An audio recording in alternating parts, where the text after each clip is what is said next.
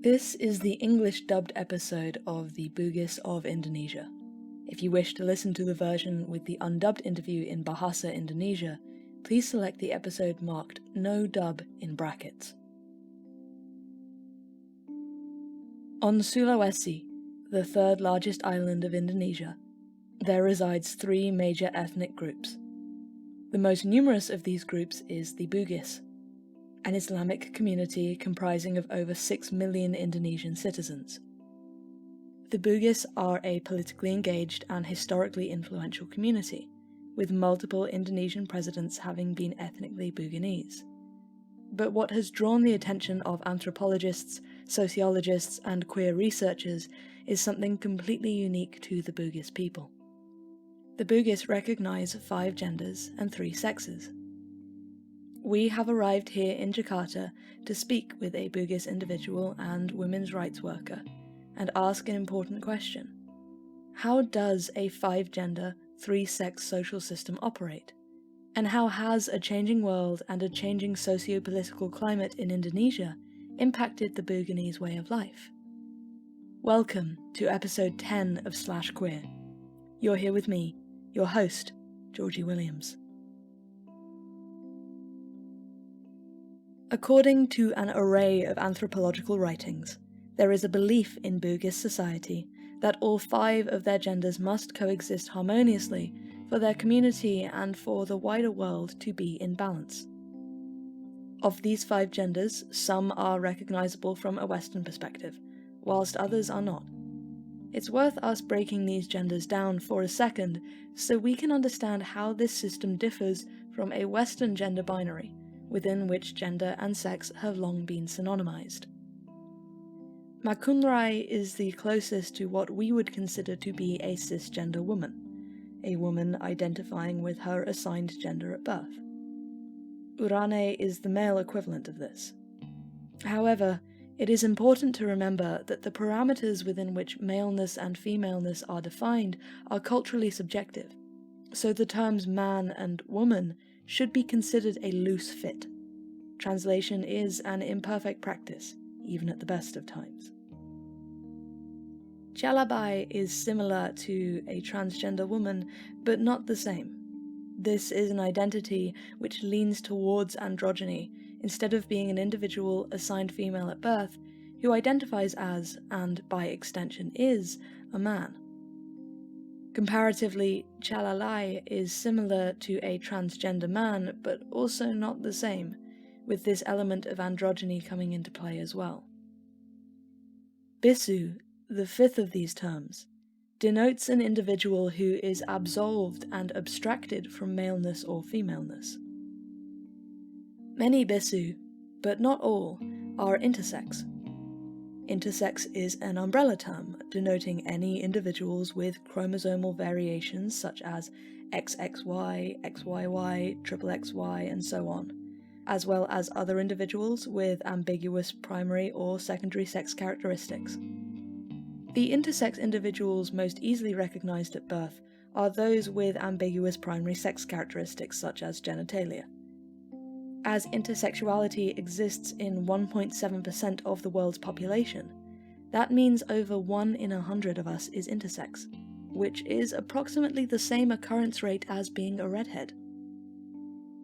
In the majority of cultures and countries around the world, intersex individuals are assigned male or female at birth, despite not being male or female in sex, and have an F or M marker placed on their birth certificate incorrectly. However, the Bugis recognize this 3rd sex, and as a consequence, these individuals are not expected to identify as any conception of male or female if that is not their true identity. Unfortunately, in this particular episode, we do not have the time to entirely unpack the issues surrounding intersex welfare, visibility, and the intersex rights movement, as we will in a later episode. But it's important to keep in mind how the Bugis can be upheld as an inclusive, progressive community in this regard. There is only so much I can tell you about what it means to live under a 5-gender, 3-sex social system, which is why we will be going straight to our interviewee for this episode to learn more. Our interviewee, Pino, is Bugis, her father coming from Makassar, the capital of South Sulawesi, and her mother being Bugis.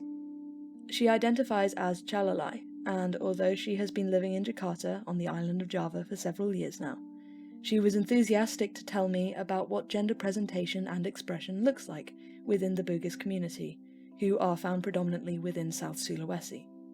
She currently works for the National Commission, one of 3 major human rights organizations based in Indonesia, as part of their Violence Against Women program. The following interview was conducted in Bahasa Indonesia, so with the help of our fantastic interpreters, we will be dubbing over the interview in English. As stated at the beginning of this episode, an undubbed episode is also available for our Indonesian listeners. Okay, so Pino, what can you tell me about how gender works in Bugis communities? Okay. In my community, I am ethnically Makassar Bugis person. Why do we mention the Bugis Makassar tribe? Because my father came from the Makassar culture and my mother came from the Bugis culture. Because in our place in South Sulawesi, there are 4 cultures that have developed and become the inheritance of each person living in South Sulawesi: Makassar, Bugis, Toraja, and Mandar. So if we talk about gender diversity in Bugis, then it is our legacy that we have this variety of people whose expression is accepted in our culture. The culture does not reject the existence of gender diversity. For example, if I am a man born with a penis, then I grow up socially as a man, and I perform a male style or a masculine style as my habit. But also in Bugis, it would be acceptable if I was a man who acted or expressed themselves like a woman. It would also be accepted if I was a woman born with a vagina who acted masculine. Our identities are not only recognized, but also named. A woman is Makunrai. A person who was born as a woman, but socially plays the role as a man or masculine person, is Chalalai. Then, if I was a male born with a penis and socially I acted masculine, then I'm Urane. But if I was a male, but socially I expressed and acted feminine, I am Chalabai. Those names are given, so they are not only recognized, but also they are named. Rane, Chalalai, Chalabai, Makunrai. People also say there is a 5th name, but this 5th name denotes gender diversity. It is a meta-gender category called Bisu. Bisu is not just a gender role, but also a chief of tradition, and it is much more recognized by my community in Bugis as a priest. Why? Because in almost all aspects of life, there is a tradition involved. So if I want to plant rice, I have to ask the Bisu to perform traditional rituals.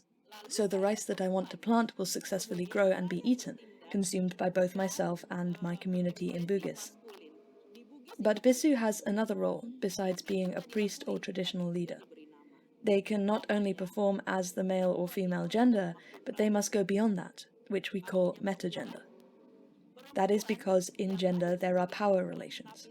When men are more powerful than women, that is a power dynamic that should not exist.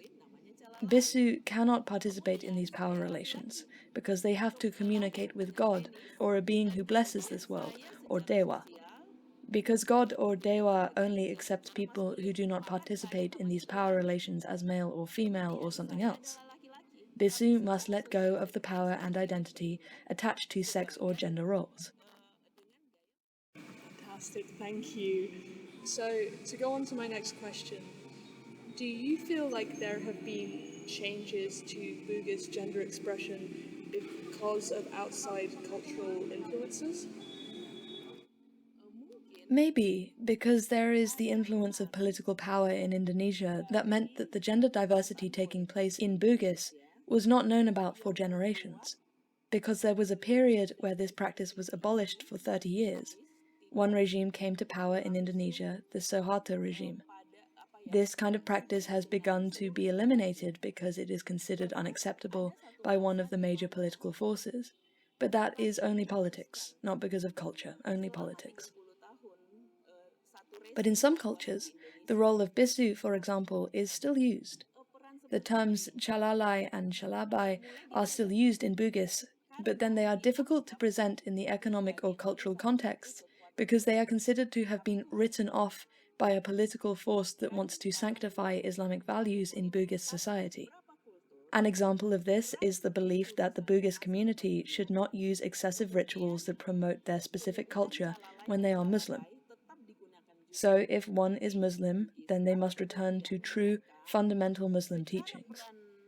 This is what restricts them from performing the traditional rituals as the role of bisu. They are looking for a safe space in their respective places. If they meet others who play masculine roles or who play feminine roles, then they have chalalai or chalabai in their community. But out in public, they still play a role assigned at birth. For example, if he was born as a man with a penis, he will pretend to be a cisgender male. And if she was born with a vagina, then she will pretend to be a cisgender female. This role is played so that they are safe, so they must find a secure space to play their true roles. So this was not really understood by the common people at the time. But nothing has changed. Gender diversity still exists in Bugis, this is still understood. So, now that the regime in power for 32 years is starting to disappear, and democracy is starting to be elevated, people have returned to understanding their culture again. Where is our culture? The ones that were Urane, Makunrai, Chalalai, Chalabai, and Bisu have begun to be found again. It is also necessary to be grateful for the culture that is performed on the theatre stage or music stage, which brings back the value of gender diversity into the art space or in the intellectual space on campus where we are exploring it again. Various researchers have come to express, for example, that at first they were only looking for Bisu, but with studying Bisu they were finally able to find this gender diversity in Bugis. Some people write in books about this and do extensive research, and there are also those who just perform it abroad, and finally it is known by the whole world that in Bugis there is gender diversity. So, for us, women who are part of a social movement or women's rights movement, this must be fun for us. Why? Because other people often see feminists as teaching from the West, their thoughts from the West, even though feminists have their roots in Indonesia. So feminists do not always come from the West. But we can also explore feminists from our local culture. Well, feminist values. For example, talking about women's leadership with gender diversity. And we can recognize women's leadership in our country. So, female leaders have physically existed in South Sulawesi. For example, there have been many queens that ruled the kingdoms here. So if we want to see history, there is a lot of history in Bugis, Tanah Bugis, or Tanah Makassar, or Tanah Mandar, because they have women leaders. The question now is this feminist? Yes, this is feminist. Because we learn to dig into our culture, where women can become leaders, become women as leaders.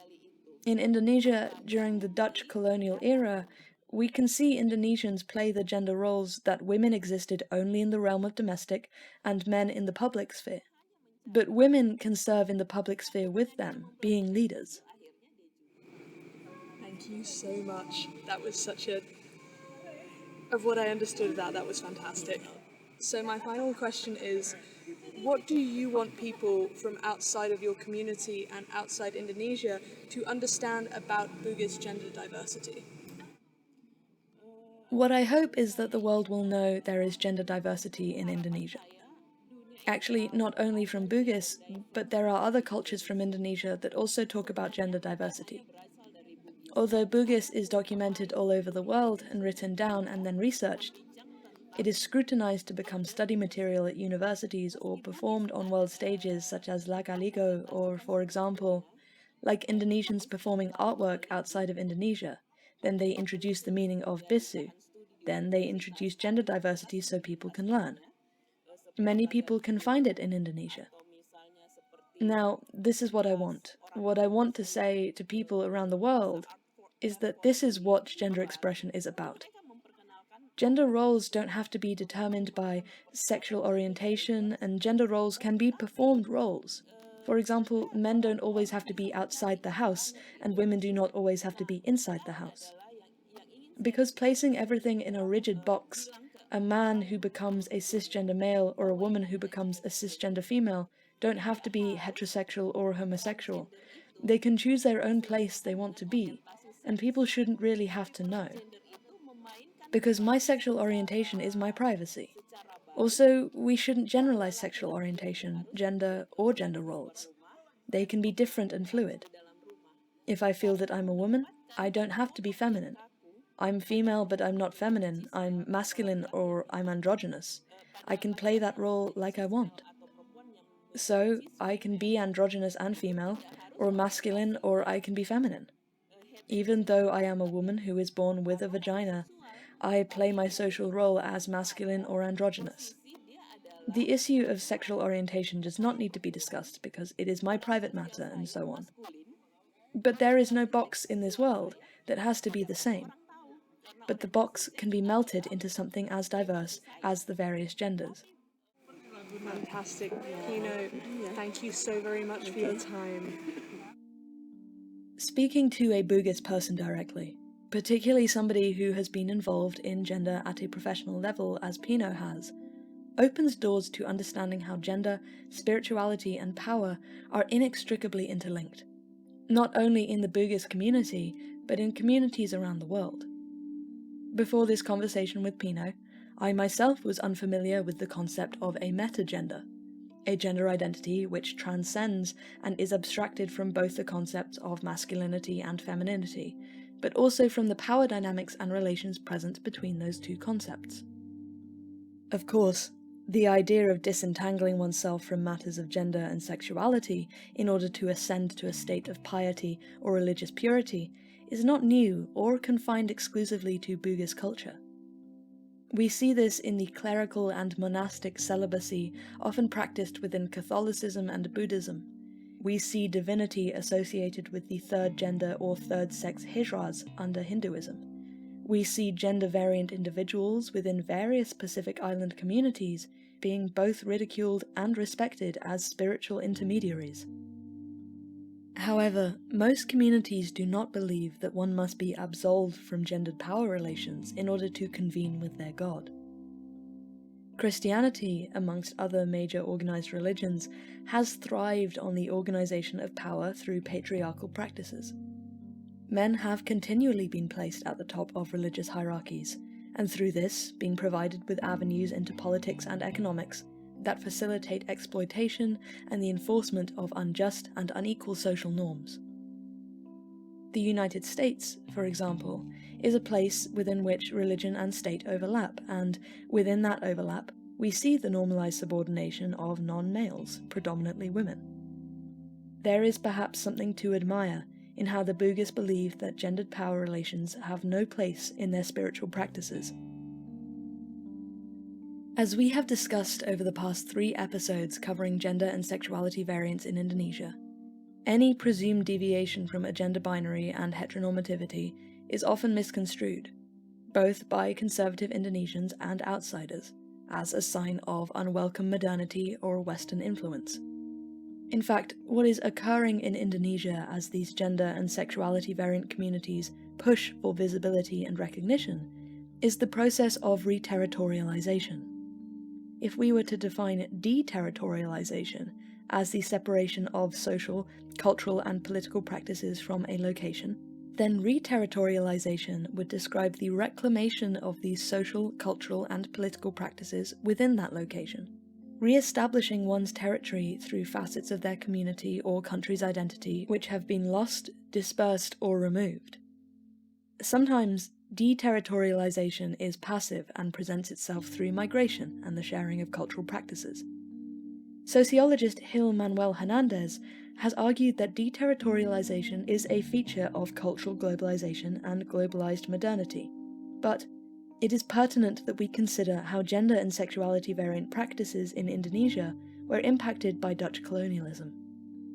Framing all deterritorialization as a feature of modernity implies that progress is made through communities losing many of their identifying features and differences, and, in this space left by that loss, having imposed what the globalizing powers presume to be modern practices and norms. Deterritorialization through colonial practices paves the way for whitewashing and the erasure of indigenous histories and customs.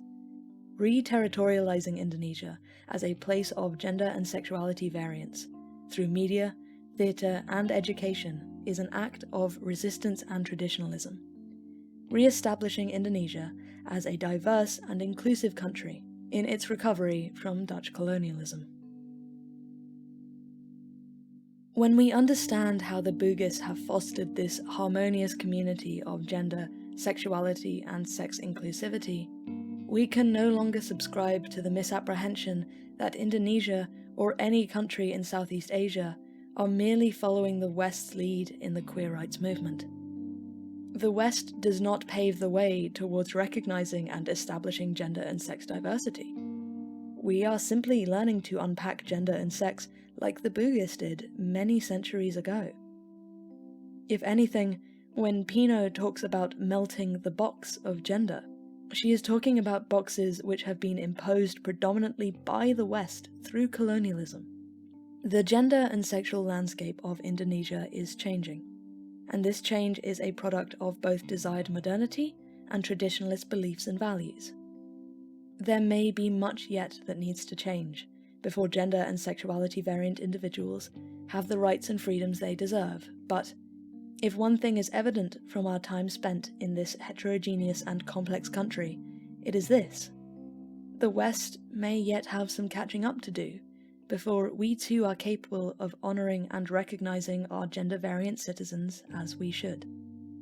And if we were to take a leaf out of any community's book, perhaps we could stand to learn a little about inclusivity, diversity and respect from the Buginese of Indonesia.